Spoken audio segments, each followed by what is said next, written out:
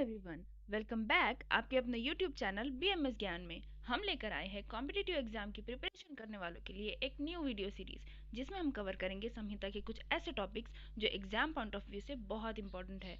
तो चलिए शुरू करते हैं बिना किसी देरी के। आज का हमारा टॉपिक है प्रमेय पीढ़िका। देखिए, एग्जाम्स में मैक्सिमम टाइम इस पर एमसीक्यू बनते ही है, और वो भी आपको मैच द फॉलोइंग में मिल जाएंगे या फिर स्टेटमेंट वाइज भी बहुत सारे क्वेश्चंस मिलते हैं। तो मधुमेह और सप्तपीढ़ी का चरक सूत्र स्थान के 17वें अध्याय में ये बताया गया है।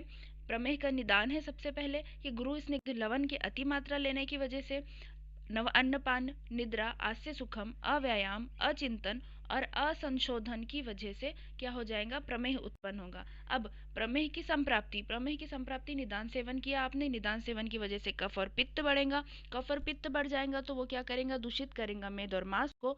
वो क्या करेगा, फिर वायु की गति को आवृत्त करेगा, जाएगा बस्ती में, बस्ती के अंदर अधिष्ठान लेकर ओज का क्षय होगा और प्रमेह की उत्पत्ति होगी। प्रमेह की उत्पत्ति होने के बाद अगर मधुमेह की उपेक्षा करते हो आप, तो मधुमेह की उपेक्षा करने पर प्रमेह की पीड़िका उत्पन्न होगी। ठीक है, मधुमेह की उपेक्षा करने पर, ये इंपॉर्टेंट पॉइंट है, इसको याद रखना। ठीक है, मधुमेह की उपेक्षा करने पर मांस, मर्म और संधि के स्थान पर विविध प्रकार की पीड़िका उत्पन्न होती है। उसी को हम क्या कहते हैं, सप्तपीड़िका। चरक ने सप्तपीड़िका बताई है, वो कौन कौन सी है, शराविका, कच्छापिका, जालिनी, अलजी, सरशपी, वीनता और विद्रधि। ठीक है, इसको एक ट्रिक से हम याद रखेंगे, जो कि ट्रिक है शक्कू जीजी सास विना विधवा।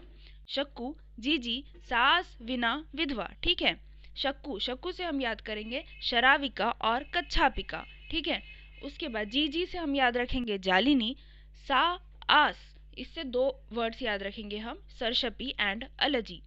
शक्कू जीजी सा आस विना विधवा, विना से वीनता, विधवा से विद्रधि। ठीक है, शक्कू जीजी सास विना विधवा। ठीक है, अब इसके बाद आचार्य सुश्रुत और वाग्भट ने चरक के 7 के अलावा और 3 एक्स्ट्रा माने हैं। वो कौन कौन से, मसूरिका, पुत्रिनी और विदारिका। ठीक है, मसूरिका, पुत्रिनी और विदारिका। इसको हम इस ट्रिक से याद रखेंगे कि पुत्री ने वैद्य जी को मसूरिका खिलाई। पुत्री ने क्या किया, वैद्य जी को मसूरिका खिलाई। ठीक है, अब इसके बाद काश्यप, आचार्य काश्यप क्या करते हैं, चरक के 7 तो मानते हैं प्लस एक्स्ट्रा और एक मानते हैं, जो कि है अरुंशिका। अरुंशिका काश्यप ने माना है, श से याद रखो, ये काश्यप ने माना है अरुंशिका। ठीक है, अब इसके बाद एक और आचार्य है भोज, उन्होंने बोला है कुलत्थिका, एक एक्स्ट्रा। कुलत्थिका, कुलत्थिका क्या होती है, भाजी होती है, तो वो किसने बोला है, भोज ने बोला है। इस ट्रिक से आप याद रखोगे कि भोज का कनेक्शन किससे है, कुलत्थिका से। ठीक है, अब इसके बाद हम प्रमेह पीड़िका देखते हैं। प्रमेह पीड़िका में सबसे पहला प्रकार हम देखेंगे शराविका। शराविका क्या है, शराविका, शराव वर्ड से ही हमें समझ में आता है कि शराव के आकार की होंगी। शराव पुराने ज़माने में मिट्टी के बर्तन हुआ करते थे, जो कि बाउल से थोड़े बड़े और प्लेट से थोड़े से ज़्यादा डीप गए हुए होते थे।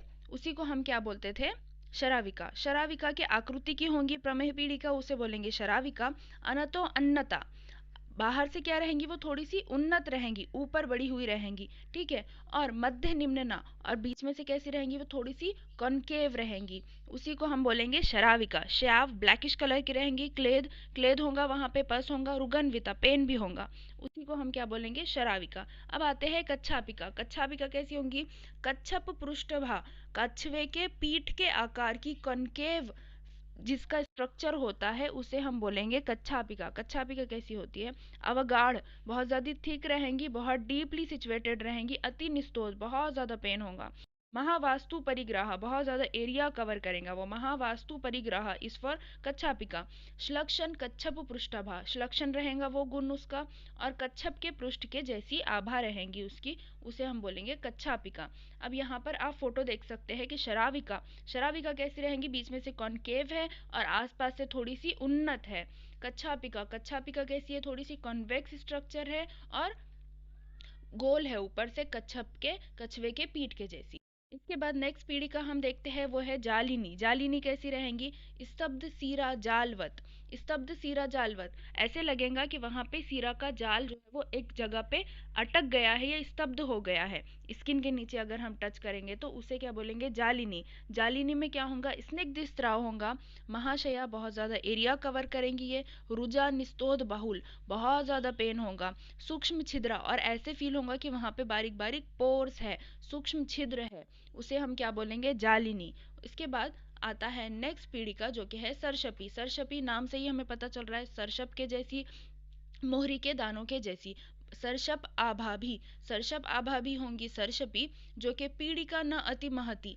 ये जो है ऐसी पीढ़ी का, ऐसे बॉयज रहेंगे जो बहुत ज्यादा बड़े नहीं रहेंगे, साइज में बहुत छोटे से रहेंगे। क्षिप्र पाक, बहुत जल्दी पाक होगा, ऑब्वियसली साइज छोटा है तो बस भी जल्दी से भर जाएंगे उसमें। महारुजा, बहुत ज्यादा पेन होगा। ठीक है, ये यहाँ पे फोटो देखिए जालिनी की। जब हम स्किन कट करके नीचे से देखते हैं तो जालिनी में कैसे लगेगा, एक जाल के आकार का, और बहुत सारे पोर्स, बहुत बारीक बारीक छिद्र दिखेंगे, सूक्ष्म छिद्र। सरसपी, सरसपी देखिए स्किन के पास में बारीक बारीक छोटे से पिंपल्स रहेंगे, पिंपल्स के जैसी आकृति रहेंगी, बहुत ज्यादा पेन होगा लेकिन, और बहुत जल्दी पाक हो जाएगा इसका, सरसप के दानों के जैसे दिखेंगे। अब इसके बाद नेक्स्ट पीढ़ी का है वो है अलजी। क्या है, अलजी। अलजी क्या, यहाँ पर पित्त दोष का प्रधान रहेगा, ये याद रखना। एलर्जी में येलोइश और रेडिश कलर का यहाँ पे आपको फोटो में दिख रहा है एप्सिस, वो क्या होगा, एलर्जी।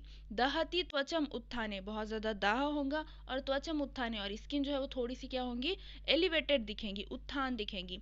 और वहां पर पित्त दोष है तो पित्त के गुण दिखेंगे, कौन कौन से, तृष्णा, मोह, ज्वर दिखेगा। विसर्प अति निशम, और विसर्पति निशम, बहुत जल्दी विसर्पनशील, बहुत जल्दी फैलेगा, एक जगह पे नहीं रहेंगे, बहुत सारे मल्टीपल एब्सेसेस देखने को मिलेंगे आपको आसपास, उसी को अलजी बोलेंगे। और दहती अग्नि, आग के जैसी वहां पे क्या होगा, दाह होगा, वो होंगी एलर्जी। वीनता, वीनता देखिए, वीनता फोटो में दिख रहा है या ब्लूइश कलर का है, पीठ के ऊपर एब्सेस बड़ा सा बना हुआ है, तो उसका गुण क्या होगा, अवगाढ़ रुजा क्लेद, बहुत ज्यादा डीपली सिचुएटेड रहेगा, अवगाढ़। रुजा, बहुत ज्यादा पेन होगा। क्लेद, पस निकलता हुआ दिख रहा है, क्लेद। पृष्ठे उदरेवा, और कहाँ कहाँ होगा वो सिचुएटेड, पृष्ठ में, पीठ में, या फिर उदर में, एब्डोमिनल रीजन में। नीला पीड़िका, और ब्लूइश कलर की वहां पे क्या होंगी, डिस्कलरेशन दिखेंगी, वो होगा वीनता। ब्लूइश डिस्कलरेशन इज फॉर वीनता। ठीक है, इसके बाद हम आते हैं हमारी लास्ट पीड़िका के ऊपर जो कि है विद्रधि। विद्रधि को दो भेद बताए हैं आचार्य चरक ने, जो कि है बाह्य और अभ्यंतर। बाह्य कहाँ कहाँ सिचुएटेड होंगी, त्वचा, स्नायु और मांस। कहाँ कहाँ उत्पत्ति होंगी इसकी, सुपरफिशियल रीजन में, बाह्य, त्वचा, स्नायु और मांस में उत्पत्ति होंगी। कैसी रहेंगी ये, कंडराभा। कंडराभा मतलब कि जब हम उसे टच करेंगे तो हमें लगेगा कि वो कंडरा के जैसा स्ट्रक्चर है उसका, या फिर उसका कंसिस्टेंसी जो है वो कंडरा के जैसी है। महारुजा, बहुत ज्यादा पेन होगा बाह्य में। अभ्यंतर, अभ्यंतर कैसी रहेंगी, गंभीर, बहुत ज्यादा डीपली सिचुएटेड, दारुण, बहुत क्रोनिक रहेंगी, बहुत टाइम से जो है उसके अंदर जमा होते रह रहा था दोष, और फिर वो दारुण बन गई। ग्रंथि, ग्रंथि रहेंगी कैसी, गंभीर दारुण ग्रंथि।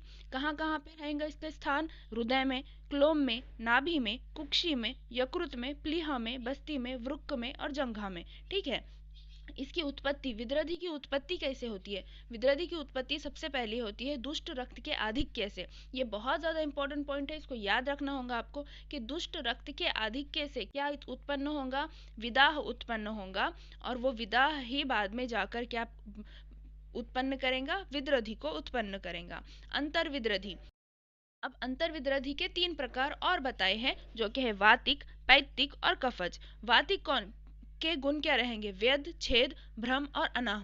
ये सब उसके लक्षण दिखेंगे, कैसे, वेदन कर रहा है कोई, छेदन कर रहा है, या फिर भ्रम और अनाह जैसे लक्षण दिखेंगे। वातिक विद्रधि अगर है, वात दोष प्रधान विद्रधि है। शब्द स्फुरन और सरपन, आवाज आएंगी वहां से, और स्फुरन बहुत ज्यादा फूला हुआ रहेगा और सरपनशील रहेगा। उसका स्त्राव रहेगा फेन युक्त, ऑब्वियसली वात है तो क्या रहेगा, वहां पे फेस रहेगा, तो उसका स्त्राव फेन युक्त रहेगा। पैतिक, पैतिक विद्रधि के अंदर कैसे रहेगा, तृष्णा, बहुत ज्यादा प्यास लगेगी, दाह, मोह, ज्वर, मद, सारे पित्त के लक्षण वहां पर देखने को मिलेंगे हमें। स्त्राव कैसे रहेगा, तिड़, उड़िद, कुड़त और काढ़ा। ये भी बहुत बार क्वेश्चन पूछता है इसके बारे में कि पैतिक विद्रधि के स्त्राव का लक्षण या फिर गुण कैसे रहेंगे। तिल, उड़ीद और कुड़द, इनका जब हम काढ़ा बनाते हैं तो उसका जो कलर होता है या फिर उसकी जो कंसिस्टेंसी होती है, वैसा स्त्राव जो है वो पैतिक स्त्राव रहेगा। कफ, कफज के लक्षण क्या है? जृंभा, उत्क्लेश और अरुचि, ये सब दिखेगा, स्तंभन दिखेगा, शैत्य दिखेगा, ठीक है। अब स्त्राव, स्त्राव मतलब उसका पस डिस्चार्ज कैसे होगा कफ का? श्वेत, पिच्छिल और बहुल, बहुत ज्यादा स्त्राव होगा, पिच्छिल रहेगा और व्हाइटिश कलर का रहेगा। सन्निपातज विद्रधि अगर है तो सन्निपातज स्त्राव होगा, जो कि मिक्स लक्षणों वाला मिलेगा हमें। और सारे विद्रधि के अंदर बहुत ज्यादा पेन होगा, बहुत ज्यादा पेन किसमें होगा? बहुत सारे विद्रधि के अंदर, ठीक है। अब इसके बाद आप देखिए, ये कुछ फोटोज है बाह्य विद्रधि के और अभ्यंतर विद्रधि के। बाह्य विद्रधि के अंदर देखिए स्किन के ऊपर है, स्किन और मेद और मांस के अंदर जो विद्रधि होती है उसे हम क्या कहते हैं? बाह्य विद्रधि। अब अभ्यंतर विद्रधि कहाँ होंगी? इंटरनल बॉडी ऑर्गन्स में होंगी, ठीक है। अब प्रमेह की पीड़िका के अंतर्विद्रधि के निदान देखिए। अंतर्विद्रधि के कुछ निदान बताए हैं यहाँ पे। उष्ण, रुक्ष, शुष्क विदाही अन्नपान करने से, विरुद्ध अजीर्ण संक्लिष्ट विषम भोजन से, बहुमध्य से, वेग धारण से, और व्यायाम, शयन और भार आध्व से। अंतर्विद्रधि के सापेक्ष निदान, अगर आपको अंतर्विद्रधि को डायग्नोस करना है तो हम क्या करते हैं? उसके कुछ लक्षण ध्यान में रखते हैं, जिसकी वजह से हमें पता चलता है कि अंतर्विद्रधि का स्थान कौन सा है। स्थान के हिसाब से इसके ऊपर भी बहुत सारे क्वेश्चन बनते हैं, तो आप प्लीज ध्यान से सुनिए और ध्यान से याद रखिए इसे। हृदय, हृदय के स्थान पे अगर विद्रधि उत्पन्न हो गई है तो हमें कैसे लगेगा? आघात सापेक्ष लक्षण, ऐसे लगेगा कि हार्ट पर किसी ने ट्रॉमा या इंजरी हो गई है। मूर्छा आएगा और कास वाला लक्षण दिखेगा, कफ बहुत ज्यादा बढ़ जाएगा पेशेंट के अंदर। क्लोम, क्लोम के अंदर अगर विद्रधि उत्पन्न होती है तो बहुत ज्यादा प्यास लगेगी। अति तृष्णा, यकृत में अगर है तो श्वास लगेगी। कास किस में है? हृदय में। श्वास है यकृत में, ठीक है। प्लीहा, प्लीहा के अंदर क्या होगा? श्वास का अवरोध होगा। कुक्षी, कुक्षी में अगर है तो वेदना होगी, बहुत ज्यादा पेन होगा।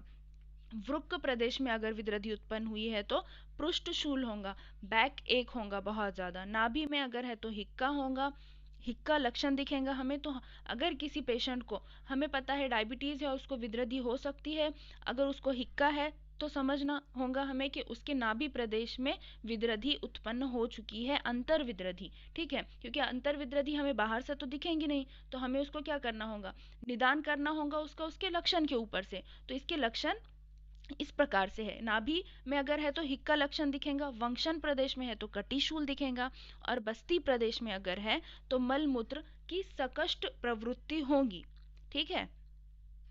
Thank you. आज के लिए बस इतना ही। बने रहिए हमारे चैनल बीएमएस ज्ञान के साथ, और प्लीज़ वीडियो अगर पसंद आया है तो